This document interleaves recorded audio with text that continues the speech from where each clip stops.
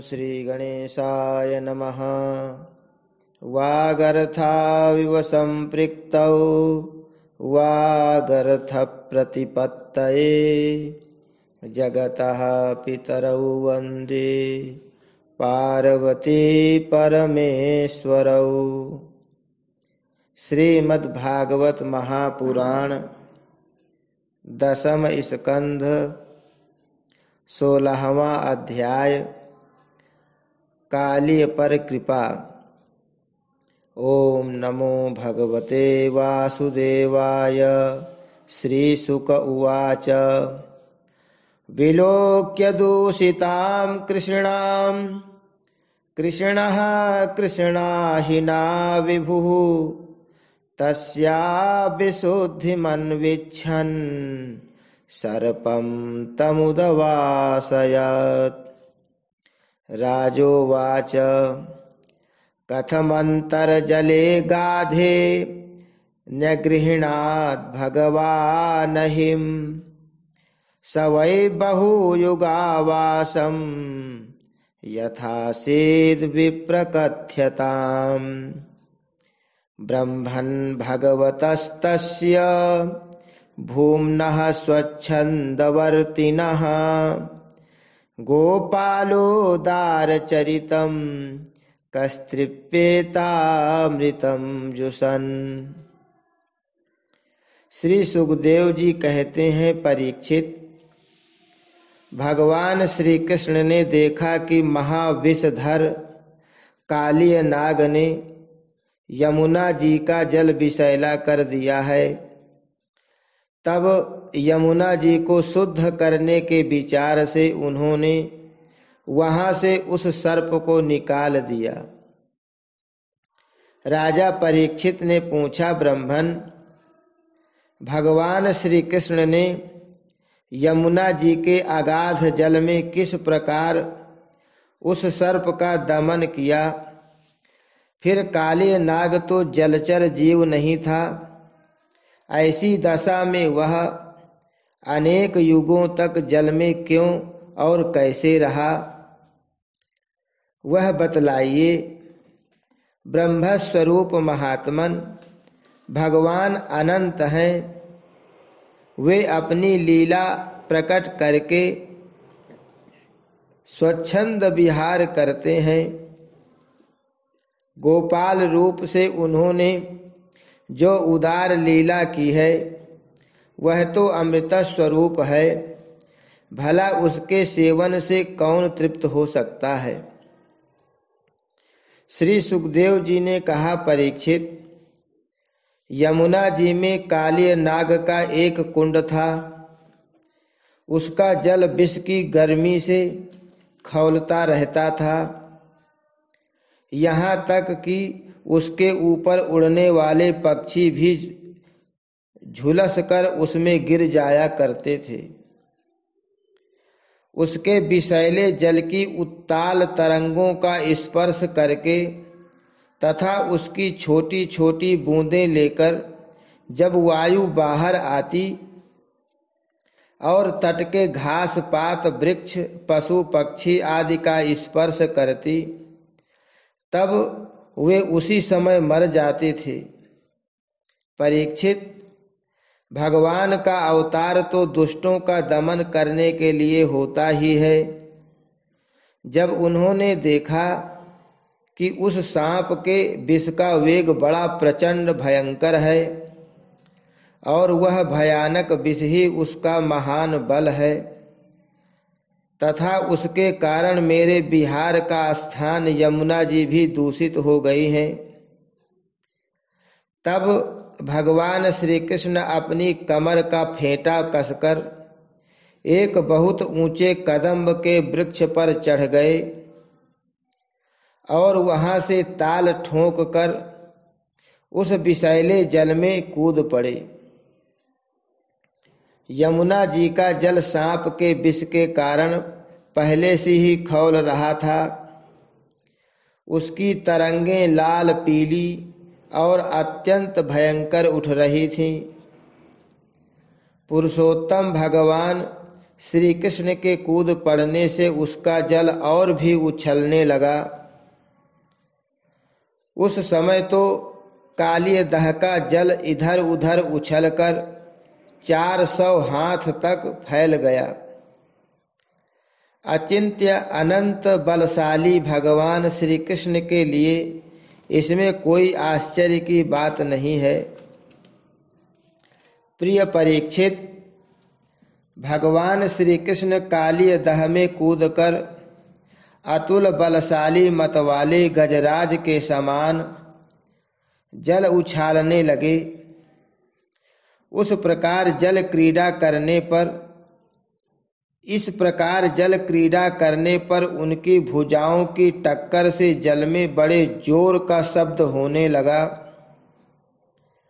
आंख से ही सुनने वाले कालिय नाग ने वह आवाज सुनी और देखा कि कोई मेरे निवास स्थान का तिरस्कार कर रहा है।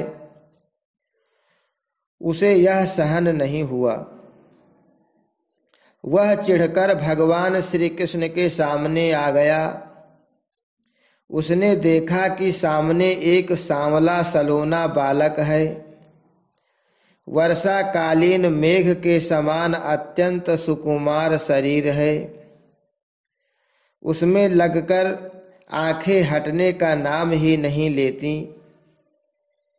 उसके वक्षस्थल पर एक सुनहली रेखा श्रीवत्स का चिन्ह है और वह पीले रंग का वस्त्र धारण किए हुए है।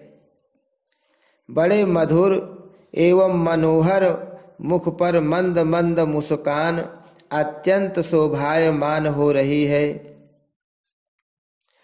चरण इतने सुकुमार और सुंदर हैं मानो कमल की गद्दी हो।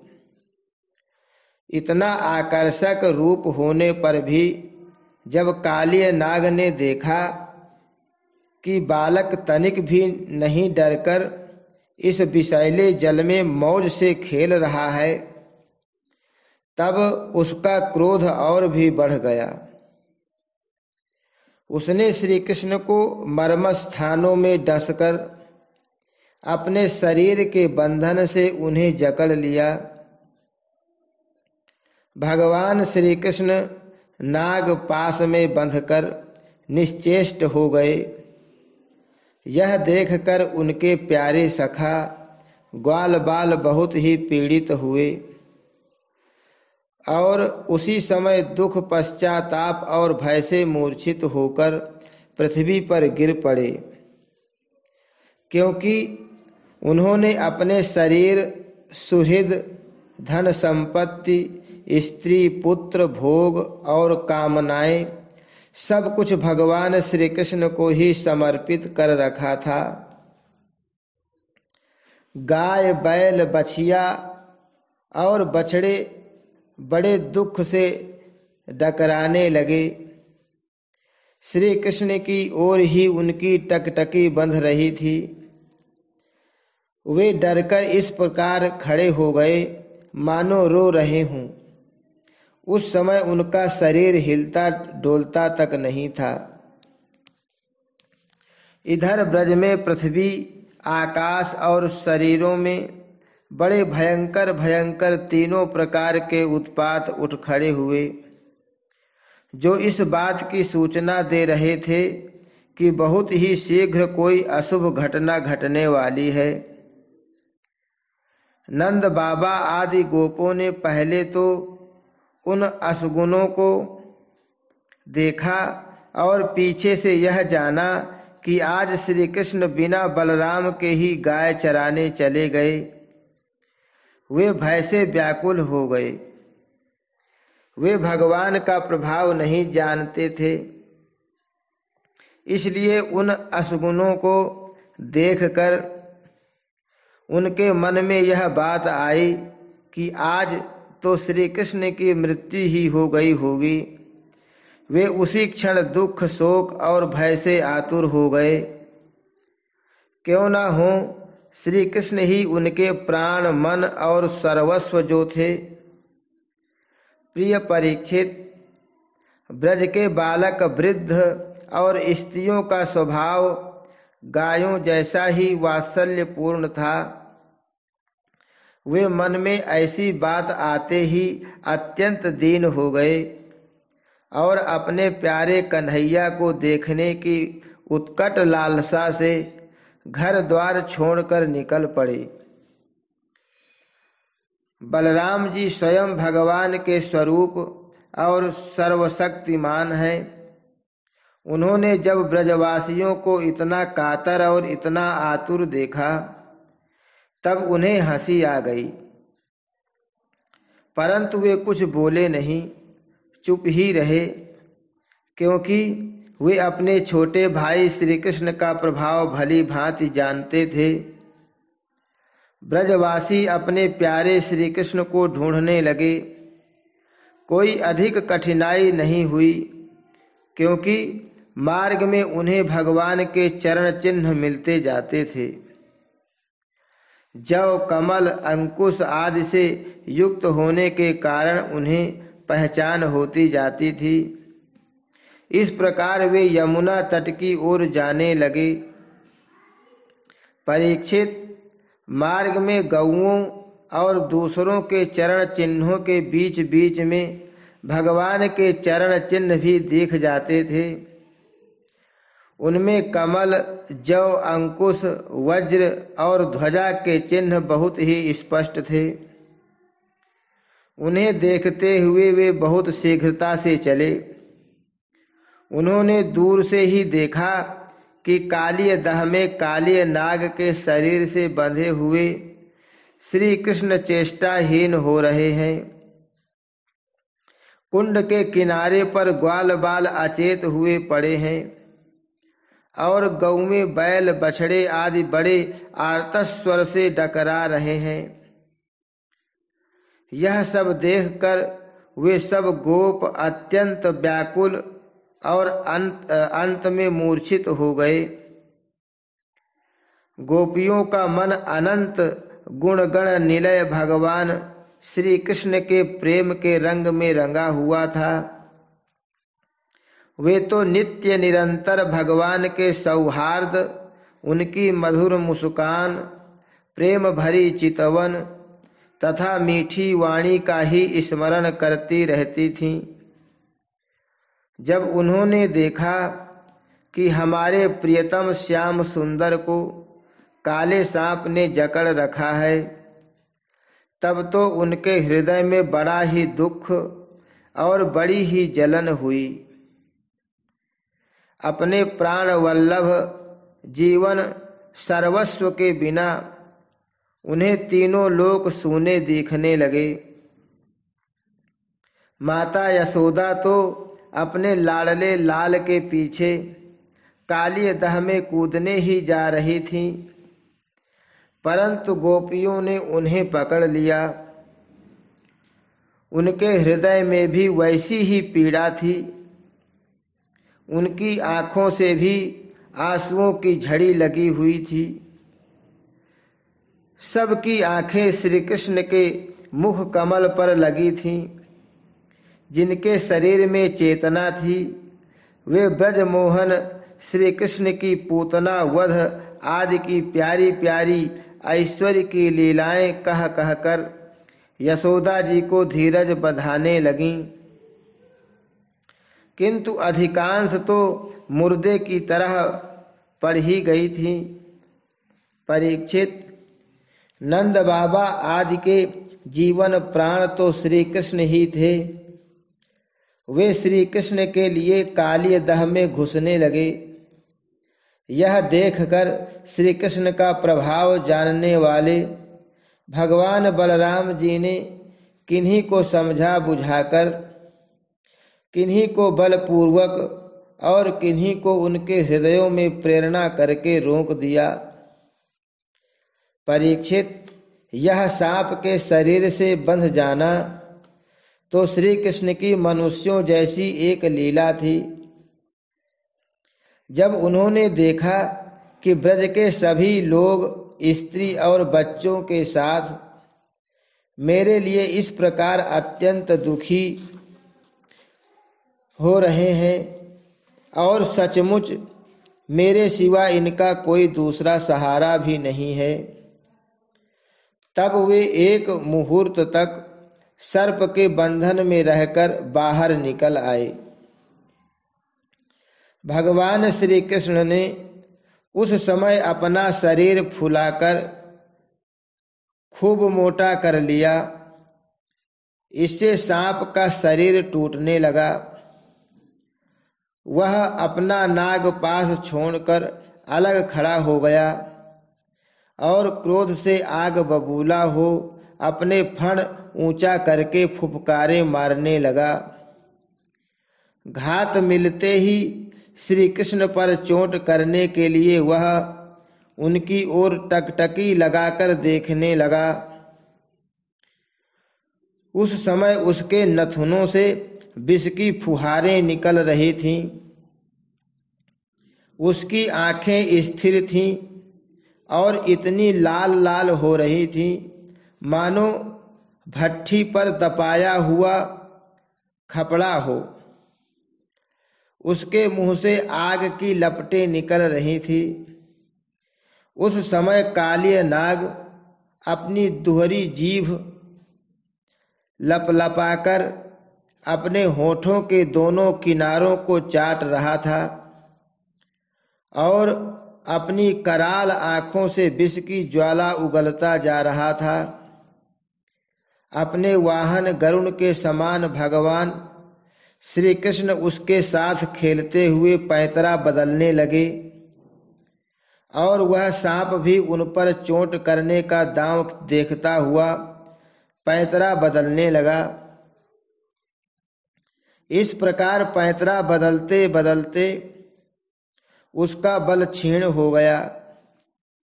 तब भगवान श्री कृष्ण ने उसके बड़े बड़े सिरों को तनिक दबा दिया और उछलकर उन पर सवार हो गए। काली नाग के मस्तकों पर बहुत सी लाल लाल मणियां थीं। उनके स्पर्श से भगवान के सुकुमार तलुओं की लालिमा और भी बढ़ गई। नृत्य गान आदि समस्त कलाओं के आदि प्रवर्तक भगवान श्री कृष्ण उसके सिरों पर कला पूर्ण नृत्य करने लगे। भगवान के प्यारे भक्त गंधर्व सिद्ध देवता चारण और देवांगनाओं ने जब देखा कि भगवान नृत्य करना चाहते हैं तब वे बड़े प्रेम से मृदंग ढोल नगारे आदि बाजे बजाते हुए सुंदर सुंदर गीत गाते हुए पुष्पों की वर्षा करते हुए और अपने को निछावर करते हुए भेंट ले लेकर उसी समय भगवान के पास आ पहुंचे। परीक्षित, कालिय नाग के 101 सिर थे। वह अपने जिस सिर को नहीं झुकाता था उसी को प्रचंड दंडधारी भगवान अपने पैरों की चोट से कुचल डालते। इससे कालिय नाग की जीवन शक्ति क्षीण हो चली। वह मुंह और नथुनों से खून उगलने लगा। अंत में चक्कर काटते काटते वह बेहोश हो गया।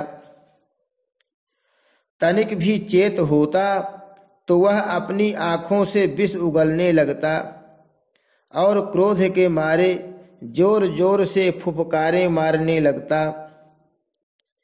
इस प्रकार वह अपने सिरों में से जिस सिर को ऊपर उठाता उसी को नाचते हुए भगवान श्री कृष्ण अपने चरणों की ठोकर से झुकाकर रौंद डालते। उस समय पुराण पुरुषोत्तम भगवान श्री कृष्ण के चरणों पर जो खून की बूंदें पड़ती थीं उनसे ऐसा मालूम होता मानो रक्त पुष्पों से उनकी पूजा की जा रही हो। परीक्षित, भगवान के इस अद्भुत तांडव नृत्य से कालिय के फणरूप छत्ते छिन्न भिन्न हो गए। उसका एक एक अंग चूर चूर हो गया और मुंह से खून की उल्टी होने लगी। अब उसे सारे जगत के आदि शिक्षक पुराण पुरुष भगवान नारायण की स्मृति हुई। वह मन ही मन भगवान की शरण में गया। भगवान श्री कृष्ण के उदर में संपूर्ण विश्व है, इसलिए उनके भारी बोझ से काले नाग के शरीर की एक एक गांठ ढीली पड़ गई। उनकी एड़ियों की चोट से उसके छत्र के समान फण छिन्न भिन्न हो गए। अपने पति की यह दशा देखकर उसकी पत्नियां भगवान की शरण में आईं। वे अत्यंत आतुर हो रही थीं। भय के मारे उनके वस्त्राभूषण अस्त व्यस्त हो रहे थे और केश की चोटियां भी बिखर रही थीं। उस समय उन साध्वी नाग पत्नियों के चित्त में बड़ी घबराहट थी। अपने बालकों को आगे करके वे पृथ्वी पर लौट गईं और हाथ जोड़कर उन्होंने समस्त प्राणियों के एकमात्र स्वामी भगवान श्री कृष्ण को प्रणाम किया। भगवान श्री कृष्ण को शरणागत वत्सल जानकर अपने अपराधी पति को छुड़ाने की इच्छा से उन्होंने उनकी शरण ग्रहण की।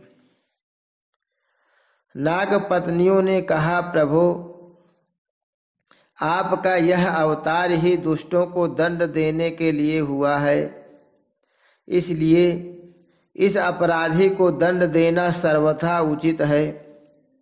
आपकी दृष्टि में शत्रु और पुत्र का कोई भेदभाव नहीं है, इसलिए आप जो किसी को दंड देते हैं वह उसके पापों का प्रायश्चित्त कराने और उसका परम कल्याण करने के लिए ही। आपने हम लोगों पर यह बड़ा ही अनुग्रह किया। यह तो आपका कृपा प्रसाद ही है, क्योंकि आप जो दुष्टों को दंड देते हैं उससे उनके सारे पाप नष्ट हो जाते हैं। इस सर्प के अपराधी होने में तो कोई संदेह ही नहीं है। यदि यह अपराधी न होता तो इसे सर्प की योनि ही क्यों मिलती।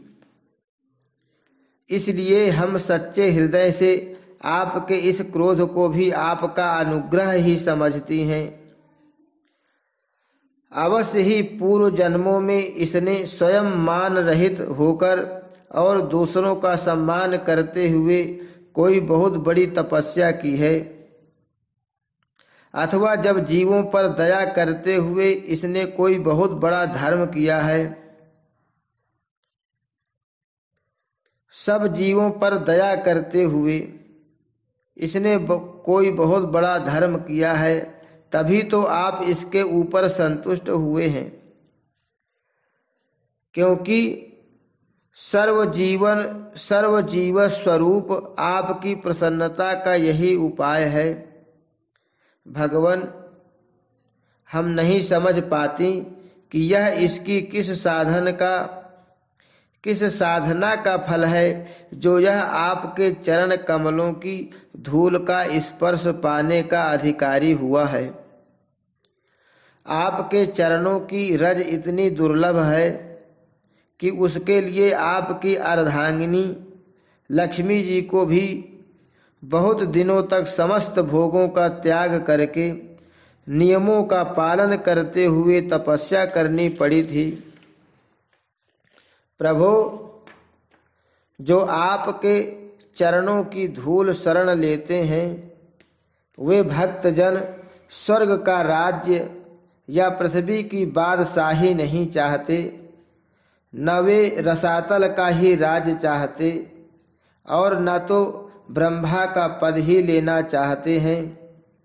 उन्हें अणिमाद योग सिद्धियों की भी चाह नहीं होती, यहाँ तक कि वे जन्म मृत्यु से छुड़ाने वाले कैवल्य मोक्ष की भी इच्छा नहीं करते। स्वामी, यह नागराज तमोगुणी योनि में उत्पन्न हुआ है और अत्यंत क्रोधी है।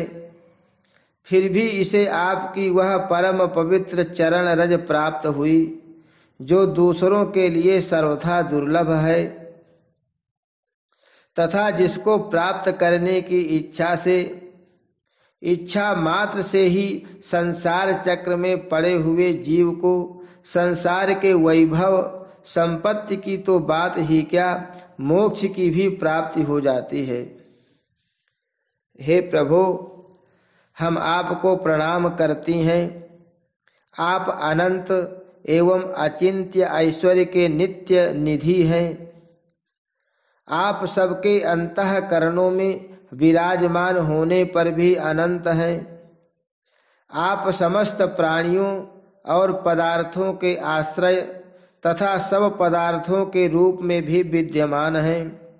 आप प्रकृति से परे स्वयं परमात्मा हैं। आप सब प्रकार के ज्ञान और अनुभवों के खजाने हैं।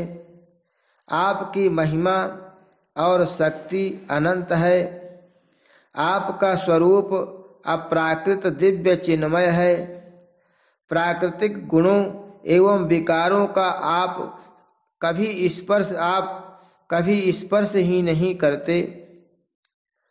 आप ही ब्रह्म हैं। हम आपको नमस्कार कर रही हैं। आप प्रकृति में क्षोभ उत्पन्न करने वाले काल हैं। काल शक्ति के आश्रय हैं और काल के क्षण कल्प आदि समस्त अवयवों के साक्षी हैं।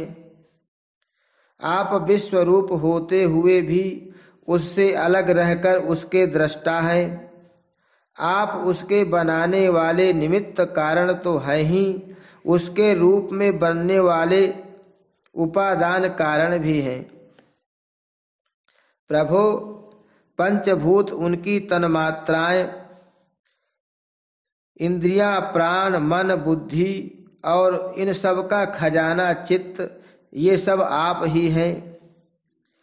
तीनों गुण और उनके कार्यों में होने वाले अभिमान के द्वारा आपने अपने साक्षात्कार को छिपा रखा है। आप देश काल और वस्तुओं की सीमा से बाहर अनंत है। सूक्ष्म से भी सूक्ष्म और कार्य कारणों के समस्त विकारों में भी एक रस, विकार रहित और सर्वज्ञ है। ईश्वर है कि नहीं है, सर्वज्ञ है कि अल्पज्ञ इत्यादि अनेक मतभेदों के अनुसार आप उन मतवादियों को उन्हीं रूपों में दर्शन देते हैं।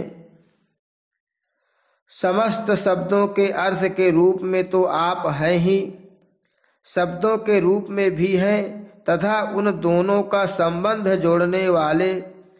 जोड़ने वाली शक्ति भी आप ही हैं। हम आपको नमस्कार करते हैं। प्रत्यक्ष, अनुमान आदि जितने भी प्रमाण हैं, उनको प्रमाणित करने वाले मूल आप ही हैं। समस्त शास्त्र आप से ही निकले हैं और आपका ज्ञान स्वतः सिद्ध है। आप ही मन को लगाने की विधि के रूप में और उसको सब कहीं से हटा लेने की आज्ञा के रूप में प्रवृत्ति मार्ग और निवृत्ति मार्ग हैं। इन दोनों के मूल वेद भी स्वयं आप ही हैं। हम आपको बार बार नमस्कार करती हैं। आप शुद्ध सत्वमय वसुदेव के पुत्र वासुदेव, संकर्षण एवं प्रद्युम्न और अनिरुद्ध भी हैं। इस प्रकार चतुर्व्यूह के रूप में आप भक्तों तथा यादवों के स्वामी हैं। श्री कृष्ण, हम आपको नमस्कार करते हैं। आप अंतःकरण और उसकी वृत्तियों के प्रकाशक हैं।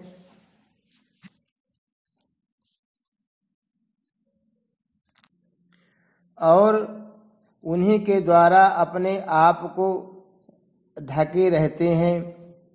उन अंतःकरण और वृत्तियों के द्वारा ही आपके स्वरूप का कुछ कुछ संकेत भी मिलता है। आप उन गुणों और उनकी वृत्तियों के साक्षी तथा स्वयं प्रकाश हैं, हम आपको नमस्कार करते हैं। आप मूल प्रकृति में नित्य विहार करते रहते हैं। समस्त स्थूल और सूक्ष्म जगत की सिद्धि आपसे ही होती है। ऋषिकेश, आप मननशील आत्मा राम हैं। मौन ही आपका स्वभाव है। आपको हमारा नमस्कार है। आप स्थूल सूक्ष्म समस्त गतियों के जानने वाले तथा सबके साक्षी हैं। आप नाम रूपात्मक विश्व प्रपंच के निषेध की अवधि तथा उसके अधिष्ठान होने के कारण विश्व रूप भी हैं। आप विश्व के अध्यास तथा अपवाद के साक्षी हैं एवं अज्ञान के द्वारा उसकी सत्यत्व भ्रांति एवं स्वरूप ज्ञान के द्वारा उसकी आत्यंतिक निवृत्ति के भी कारण हैं। आपको हमारा नमस्कार है। प्रभो, यद्यपि कर्तापन न होने के कारण आप कोई भी कर्म नहीं करते, निष्क्रिय हैं, तथापि अनादि काल शक्ति को स्वीकार करके प्रकृति के गुणों के द्वारा आप इस विश्व की उत्पत्ति, स्थिति और प्रलय की लीला करते हैं। क्योंकि आपकी लीलाएं अमोघ हैं, आप सत्य संकल्प हैं, इसलिए जीवों के संस्कार रूप से छिपे हुए स्वभावों को अपनी दृष्टि से जागृत कर देते हैं। त्रिलोकी में 3 प्रकार की योनियां हैं: सत्व गुण प्रधान, शांत रजो गुण प्रधान, अशांत और तमो गुण प्रधान मूढ़। वे सबकी सब आपकी लीला मूर्तियां हैं। फिर भी इस समय आपको सत्व गुण प्रधान संत जन ही विशेष प्रिय हैं, क्योंकि आपका यह अवतार और ये लीलाएं साधु जनों की रक्षा तथा धर्म की रक्षा एवं विस्तार के लिए ही हैं। हे शांतात्मन, स्वामी को एक बार अपनी प्रजा का अपराध सह लेना चाहिए। यह मूढ़ है, आपको पहचानता नहीं है, इसलिए इसे क्षमा कर दीजिए। भगवान, कृपा कीजिए, अब यह सर्प मरने ही वाला है। साधु पुरुष सदा से ही हम अबलाओं पर दया करते आए हैं, अतः आप हमें हमारे प्राण स्वरूप पतिदेव को दे दीजिए। हम आपकी दासी हैं, हमें आप आज्ञा दीजिए, आपकी क्या सेवा करें। क्योंकि जो श्रद्धा के साथ आपकी आज्ञाओं का पालन, आपकी सेवा करता है, वह सब प्रकार के भयों से छुटकारा पा जाता है। श्री सुखदेव जी कहते हैं, परीक्षित, भगवान के चरणों की ठोकरों से कालिय नाग के फण छिन्न भिन्न हो गए थे। वह बेसुध हो रहा था। जब नाग पत्नियों ने इस प्रकार भगवान की स्तुति की, तब उन्होंने दया करके उसे छोड़ दिया। धीरे धीरे कालिय नाग की इंद्रियों और प्राणों में कुछ कुछ चेतना आ गई। वह बड़ी कठिनता से श्वास लेने लगा और थोड़ी देर के बाद बड़ी दीनता से हाथ जोड़कर भगवान श्री कृष्ण से इस प्रकार बोला। कालिय नाग ने कहा, नाथ, हम जन्म से ही दुष्ट तमोगुणी और बहुत दिनों के बाद भी बदला लेने वाले बड़े क्रोधी जीव हैं। जीवों के लिए अपना स्वभाव छोड़ देना बहुत कठिन है। इसी के कारण संसार के लोग नाना प्रकार के दुराग्रहों में फंस जाते हैं। विश्व विधाता, आपने ही गुणों के भेद से इस जगत में नाना प्रकार के स्वभाव वीर्य, बल, योनि, बीज, चित्त और आकृतियों का निर्माण किया है। भगवान, आपकी ही सृष्टि में हम सर्प भी हैं। हम जन्म से ही बड़े क्रोधी होते हैं। हम इस माया के चक्कर में स्वयं मोहित हो रहे हैं। फिर अपने प्रयत्न से इस दुस्त्यज माया का त्याग कैसे करें? आप सर्वज्ञ और संपूर्ण जगत के स्वामी हैं। आप ही हमारे स्वभाव और इस माया के कारण हैं। अब आप अपनी इच्छा से जैसा ठीक समझें कृपा कीजिए या दंड दीजिए। श्री सुखदेव जी कहते हैं, कालीय नाग की बात सुनकर लीला मनुष्य भगवान श्री कृष्ण ने कहा, सर्प, अब तुझे यहाँ नहीं रहना चाहिए। तू अपने जाति भाई, पुत्र और स्त्रियों के साथ शीघ्र ही यहाँ से समुद्र में चला जा। अब गौएं और मनुष्य यमुना जल का उपभोग करें। जो मनुष्य दोनों समय तुझको दी हुई मेरी इस आज्ञा का स्मरण तथा कीर्तन करे, उसे सांपों से कभी भय नहीं हो।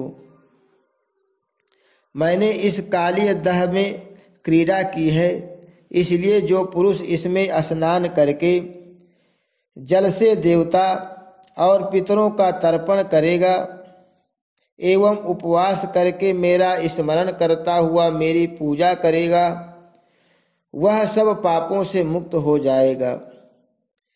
मैं जानता हूं कि तू गरुड़ के भय से रमणक द्वीप छोड़कर इस दह में आ बसा था। अब तेरा शरीर मेरे चरण चिन्हों से अंकित हो गया है, इसलिए जा, अब गरुड़ तुझे खाएंगे नहीं। श्री सुखदेव जी कहते हैं, भगवान श्री कृष्ण की एक एक लीला अद्भुत है। उनकी ऐसी आज्ञा पाकर कालीय नाग और उसकी पत्नियों ने आनंद से भरकर बड़े आदर से उनकी पूजा की। उन्होंने दिव्य वस्त्र, पुष्प माला, मणि, बहुमूल्य आभूषण, दिव्य गंध, चंदन और अति उत्तम कमलों की माला से जगत के स्वामी गरुड़ध्वज भगवान श्री कृष्ण का पूजन करके उन्हें प्रसन्न किया। इसके बाद बड़े प्रेम और आनंद से उनकी परिक्रमा की, वंदना की और उनसे अनुमति ली। तब अपनी पत्नियों, पुत्रों और बंधु बांधवों के साथ रमणक द्वीप की, जो समुद्र में सर्पों के रहने का एक स्थान है, यात्रा की। लीला मनुष्य भगवान श्री कृष्ण की कृपा से यमुना जी का जल केवल विषहीन ही नहीं, बल्कि उसी समय अमृत के समान मधुर हो गया।